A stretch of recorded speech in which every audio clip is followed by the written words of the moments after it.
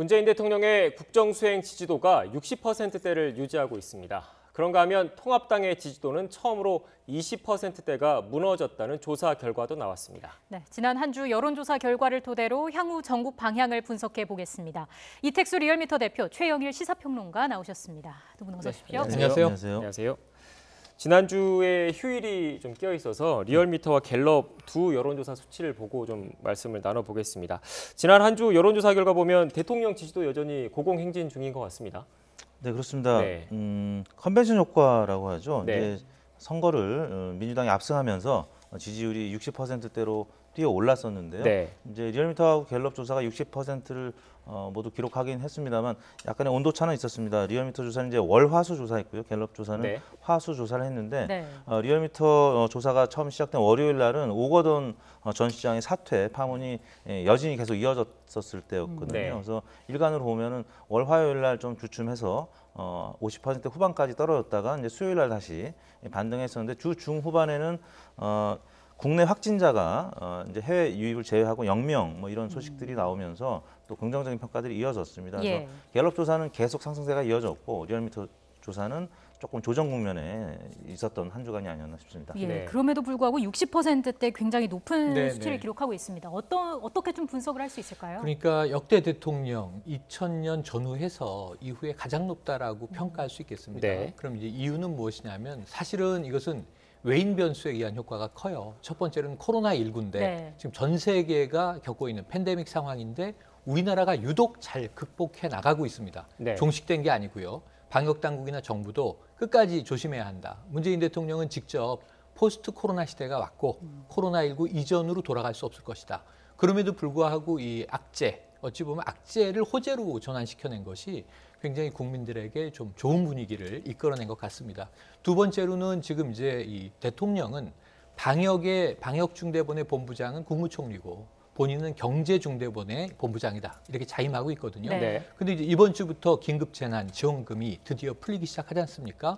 우선은 이제 이 저소득층 먼저 나가게 되고요. 그리고 이제 5월 11일 이후부터 일반 국민들에게 지급이 되는데 이런 부분도 이미 지급받은 분들은 상당히 이 도움이 된다.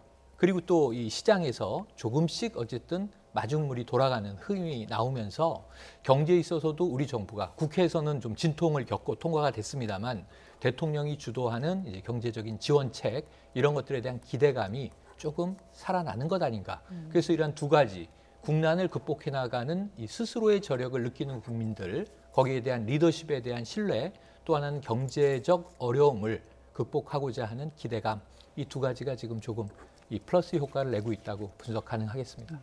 문재인 대통령 같은 경우에도 이제 그 집권 후반기에 들어가지 않습니까? 이제 네. 앞서 잠깐 네. 언급을 하기도 하셨는데 역대 대통령의 3년차 4분기 지지율과 비교해서도 좀 차이가 크다고요? 그렇습니다. 보통은 이제 집권 3년 차에서 4년 차로 넘어갈 때 뭐 30% 내지 높으면 40%대 긍정 평가가 나타나는데요. 한국갤럽이 분기별로 직무수행 평가를 정리를 하고 있습니다. 그래픽 보시는 것처럼 이명박 박근혜 전 대통령이 지금 이맘때쯤에 지지율이 비교적 높은 편이었는데 네. 이제 가까운 시기에 박근혜 전 대통령 같은 경우는 2015년도에 3년 차였는데 메르스 파문 때 30%대까지 떨어졌다가 이제 외교 행보에 본격적으로 나서면서 40%를 회복해서 최근 들어서는 이제 3년 차에 한 40%를 기록했습니다만 그 전에는 사실 계단형 하락 곡선이라고 해서 5년 단임제 하에서는 이제 지지율이 3년 차, 4년 차 때 많이 떨어지거든요. 그래서 네. 20%, 30%대를 기록했었는데 문재인 대통령은 이제 분기별 평가를 이제 정리를 해봐야 되겠습니다. 대략 한 50% 초중반 정도가 나오지 않을까. 지금 60% 후반까지 초중반까지 나오고 있기 때문에 네. 그래서 한국갤럽 조사가 이제 분기별 정리가 아마 이제 조만간 나올 것 같은데요. 대략 50% 초중반 정도로 정리가 될 것 같습니다. 이 정도면 아무튼 가장 높은 수치라고 할 수 있겠습니다. 네. 그렇죠. 앞으로도 이런 높은 지지율이 계속 이어질지도 관심인데 네. 결국에 관건이 될 이슈는 역시나 경제가 될까요? 네, 이첫 번째는 경제가 될 것 같습니다. 이게 대통령 지지율과 지금 또 이 집권 여당의 지지율이 연동돼서 움직이는 것도 우리가 주목해봐야 되는데 네. 물론 지난 총선까지도 사실 민주당보다는 이 문재인 대통령의 지지율이 민주당의 지지율을 견인했다. 대통령이 다 했다. 뭐 심지어 이런 표현도 나오는 거죠. 그런데 이제 민주당은 민주당대로 아까 이 대표님 말씀처럼 집권 후반기에는 떨어질 수밖에 없어요. 사실은 굉장히 조기에 레임덕이 오는 것 아니냐. 야당이 많이 흔들던 때가 있었습니다. 예. 몇 번의 위기를 문재인 정부가 넘겨왔죠. 그럼에도 불구하고 이제 중반까지는 지금 선방을 하고 있어요. 문제는 앞으로가 문제입니다. 여기서 이제 당의 역할이 이 대통령의 역할보다 더 중요해지는, 그러니까 이제 당이 이 지지 기반을 구축해야 되는 역할이 되는데, 이 다행스러운 것은 민주당의 입장에서는요, 어쨌든 총선을 압승하지 않았습니까? 그 오만 독선이라고 하는 비판만 잘 피하면서 어쨌든 이제 야당과 소통하는 모습을 보여주면서 이 국민들에게 점수를 딸 수 있는 정책적인 포인트가 많습니다.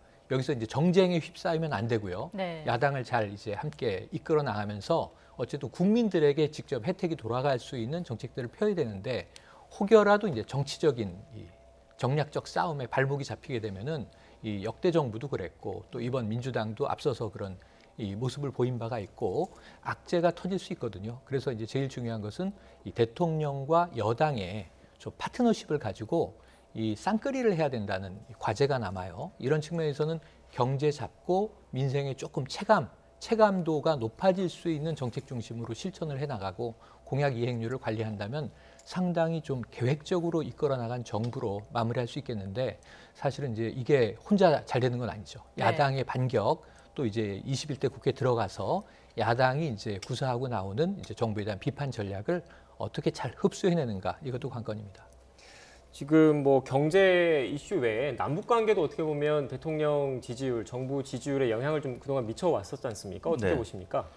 그동안 이제 지난주 같은 경우는 신변 이상설 때문에 김정은 위원장 관련된 보도가 굉장히 많았었고 남북 관계도 사실 좀 위태롭지 않겠느냐. 네.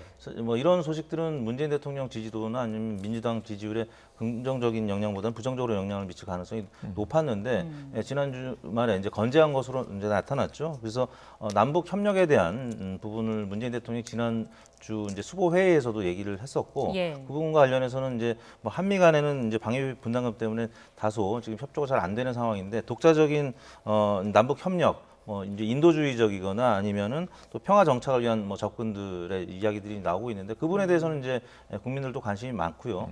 이 부분이 향후에 남북 관계가 이제 협력이 잘 되는 쪽으로 정리가 될 경우에는 문재인 대통령의 또 지지율을 어느 정도 지탱해주는 요인으로 작용할 가능성이 높아 보입니다. 네. 정당 지지도 좀 한번 봐야 될 것 같은데요. 민주당 지지율이 좀 빠진 것 같습니다. 리얼미터 4월 5주차 자료인데 7%포인트 정도 빠졌는데 원인이 뭐라고 보십니까? 지금 45%도 상당히 높은 네. 지지율이죠. 네. 이제 선거가 끝나고 나서 50%대 초중반까지 올라갔다가 아까 말씀드린 대통령 지지율과 함께 조정 국면에 놓여졌다라고 말씀을 드릴 수 있을 것 같은데요. 네. 지금 한국 갤럽 조사의 지지율도 뭐 대략 40% 중반 또 후반 이렇게 나타나고 있고요. 미래통합당 같은 경우는 지지율이 갤럽 조사에서는 좀 많이 빠진 편입니다. 3%포인트면 좀 큰 폭으로 빠진 편인데 지금 김종인 비대위 체제를 두고 당이 굉장히 혼란을 겪고 있고요. 우왕좌왕하는 모습을 보이고 있죠.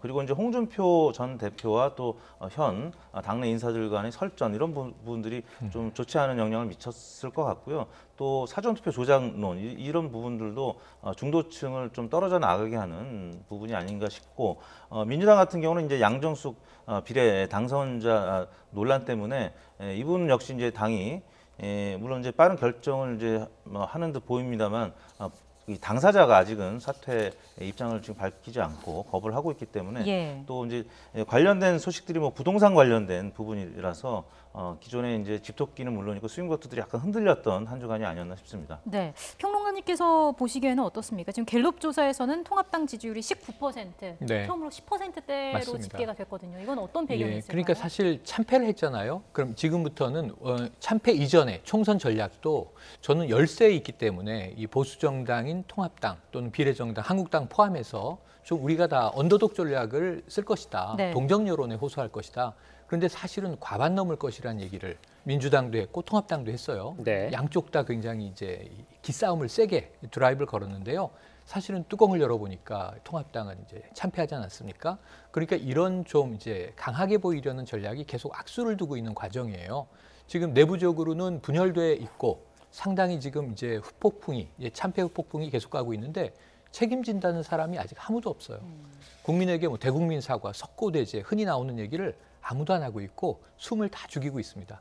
그리고 리더십은 지금 공백이에요. 심재철 원내대표가 어쨌든 5월 말까지는 당대표 권한대행인데 이미 지난주에 손을 놔버렸습니다. 네. 내 역할은 여기까지다. 네. 차기 원내 지도부가 이제 당의 진로를 결정할 것이다. 그럼 지금 5월 8일 이번 주 금요일에 원내대표 선출하는데 일주일 동안 지도부가 없는 거죠, 사실상. 그리고 김종인 위원장 내정자는 간다 안 간다 지금 말이 없습니다. 기다리고 있는 거죠. 그러니까 이런 상황에서 국민들은 어떻게 당이 재건된다는 것인가. 지금 재건돼도 아주 바닥에서 그야말로 대대적인 공사를 하면서 이게 뭐 유산슬의 사랑의 재개발이 총선 때 쓰였습니다만 싹 다 갈아엎어야 되는 상황으로 국민들은 지켜보는데 아주 미온적인 상황이거든요. 그러니까 국민들은 바뀌긴 바뀌려나 어떻게 바뀌려나 하는 부분에서 좀 불신감은 점점 높아지고 있다. 그래서 제가 보기엔 시간을 두고 바꾸더라도 지금은 활발하게 모여야 되거든요. 중진 의원들이 딱 한 번 지금 모였고요. 총선 이후 처음으로. 그 외 당선인 대회 한 번 했습니다만 지금 뭐 물밑에서는 접촉이 활발하겠지만 네. 국민들의 눈에는 어떤 아젠다도 당내에서 등장하고 있지 않다. 그럼 이제 국민들은 지금 바뀔 준비를 하고 있는 건지, 성찰과 반성은 이루어지고 있는 건지, 새로운 마스터 플랜을 그리고 있는 건지, 이게 오리무중인 상황에서 점점 제가 보기에는 이 상황이 길어지면요, 지지율은 더 떨어질 수 있는데 정말 지금 아주 다급한 시기입니다. 일단은 국민들에게 뭔가 호소하고 의견들을 묻는 절차를 빨리 시작해야 될 것 같습니다.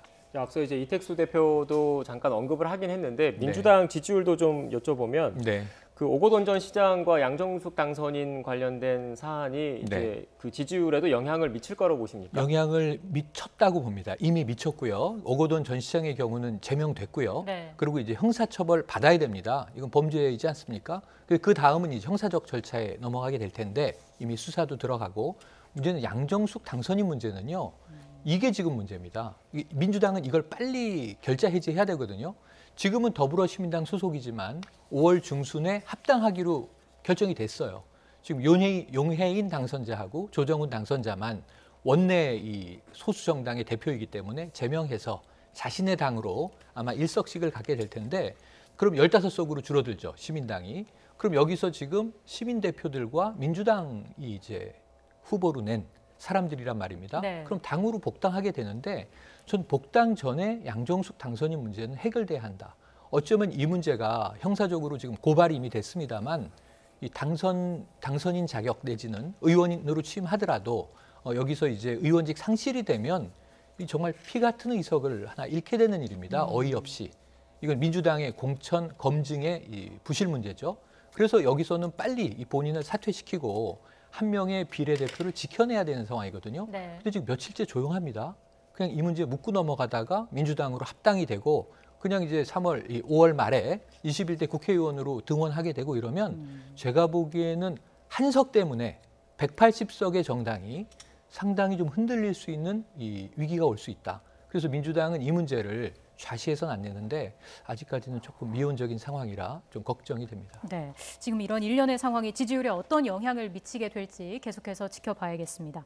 전국 상황과 관련해서 좀 더 구체적으로 얘기를 나눠보겠습니다. 이제 양당이 원내대표 경선을 네. 앞두고 있는 상황인데 네네. 앞서서 이제 통합당 같은 경우에는 어떻게 바뀌려나 관심이 많은 상황이라고 그렇죠. 하지 않았습니까? 어떻게 될까요? 그러니까 이번 7일 날 목요일 날 먼저 민주당이 원내대표를 새로 선출하게 되죠. 네. 3파전으로 이제 명확히 윤곽은 드러나 있습니다. 자, 김태년 의원이냐 아니면 이제 정성호 의원이냐. 정성호 의원이 그나마 좀 이 개파색이 옅은 네. 중도 성향의 의원으로 보여지고 아니면 전해철 의원이냐.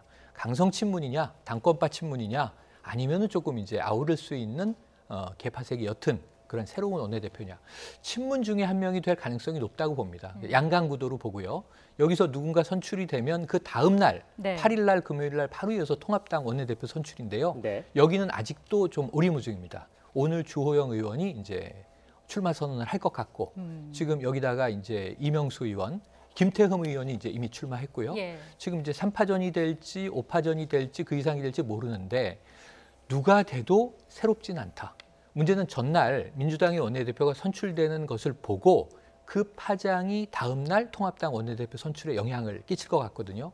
강성 친문이 됐다. 그럼 우리도 강하게 맞대응하겠다라는 표심이 작용할 가능성이 있고요. 당선인들 가운데.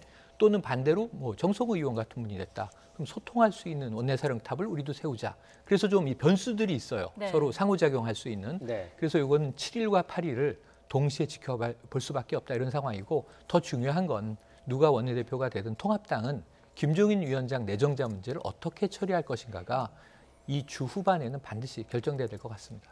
대표님 그리고 이제 그 통합당에서 4선 이상 중진들의 첫 모임이 있었습니다. 이제 미래한국당 통합과 관련해서 입장을 밝혔는데 이제 그 누가 원내대표가 되느냐에 따라서 또 방향이 좀 변화가 있을 것 같습니다. 어떻게 전망하십니까?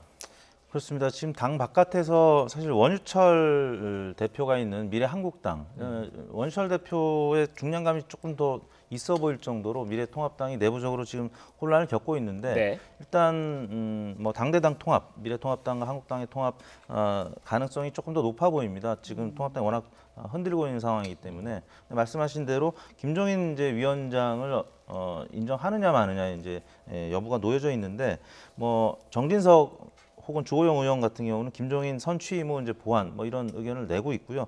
또 반면에 조경태, 조혜진 두 의원은 비대위 없이 전당대회를 열자 뭐 이런 의견을 또 내고 있고요. 또 김세현, 윤영석 의원 같은 경우는 새 원내대표가 임기 문제를 또 선 정리하자 이런 입장이라서 지금 어느 쪽으로 결론이 날지는 민주당에 비해서는 굉장히 혼란스러운 상황입니다. 왜냐하면 회기 내 원내대표 선거 같은 경우는 뭐 의원들 개개인의 성향을 좀 어느 정도 분류하기 쉽기 때문에 네. 누가 원내대표가 될지 가늠할 수가 있는데 지금은 초선 당선자들이 지금 워낙 많기 때문에 이분들의 이제 성향이 어떻게 될지는 분류하기 좀 어렵습니다. 그래서 지금 현재 상황에서는 여러분들이 나올 것 같고 이들 중에 누가 될지는 좀 예측하기 어렵기 때문에 미래통합당과 미래한국당의 진로가 조금 더 예측하기 어려운 상황이 아닌가 싶습니다. 네. 자, 그런가 하면 지금 정치권에서는 김정은 북한 국무위원장의 신변 이상설을 네, 놓고도 네. 여러 가지 이야기가 나오고 있습니다. 지금 여권에서는 태영호 그리고 지성호 당선인에 대한 당 차원의 징계 요구도 나오고 있는 네네. 거죠. 그건 뭐 반대당이 예. 이제 상대당에게 요구하는 거니까 예. 요구할 수는 있으나 통합당이 받아들일 가능성은 낮다고 보고요. 대신 뭐 개인적 도의적 차원에서 일단 태영호 당선인은 이제 사과를 냈더군요. 네. 그래서 이 정말 국회의원 당선자의 말 한마디가 얼마나 무거운지 이번에 알게 됐다. 뭐 이 정도의 사과를 했고 지성호 당선인도 이제 유사한 수준의 사과를 하게 될 것 같습니다. 또 해야 된다고 봅니다. 사과하고 국회의원 당선자이기 때문에 국회에 이제 곧 들어가지 않습니까? 그럼 정말 특히 탈북자 출신으로서 대북 문제에 대한 발언은 정말 조심해야 한다. 이번에 국민들에게 크게 한번 이제 회초리를 맞았다고 보고요. 그건 앞으로 이제 알아서 자중하시기를 바라는 선에서 정리가 되고, 근데 그 이후에 저는 좀 난감한 게 이번에 당선인은 아닙니다만 차명진 전 후보 같은 경우에 네. 또 청와대를 향해서 김정은 위원장의 20일간의 행적을 밝혀라 이런 얘기를 한단 말이에요. 제가 보기에는 비상식적인 요구입니다. 그러니까 이걸 뭐 어떤 정치적인 문제로 비화시키려는 건지는 의도는 알 수 없으나 아까 이택수 대표가 말씀하신 대로 지금 통합당의 제일 핵심 과제는 중도층을 다시 얻어오는 거예요.